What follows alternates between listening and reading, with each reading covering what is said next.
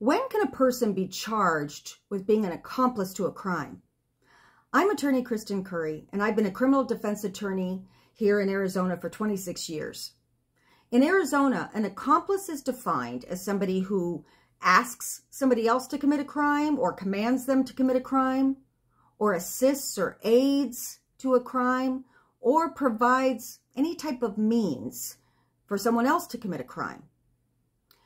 A person who simply knows that somebody else committed a crime or knows they're going to commit a crime is not an accomplice. There has to be some sort of aiding or abetting in the crime itself for them to be held responsible. For example, let's say Ted, I'll use that name Ted, has a friend who calls him up and says, "Hey, do you happen to know anybody who sells drugs? Because I'd like to buy some." And Ted gives him the telephone number of a drug dealer. Even though Ted didn't sell him the drugs directly, Ted aided and abetted in the crime. Another example, a getaway driver in an armed robbery.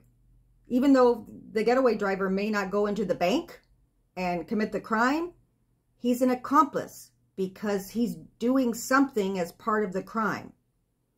That person could be held responsible as an accomplice.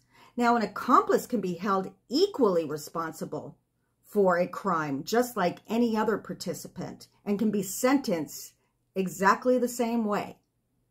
If you have any questions about accomplice liability or any other criminal matter, feel free to give me a call or send me an email to discuss it further.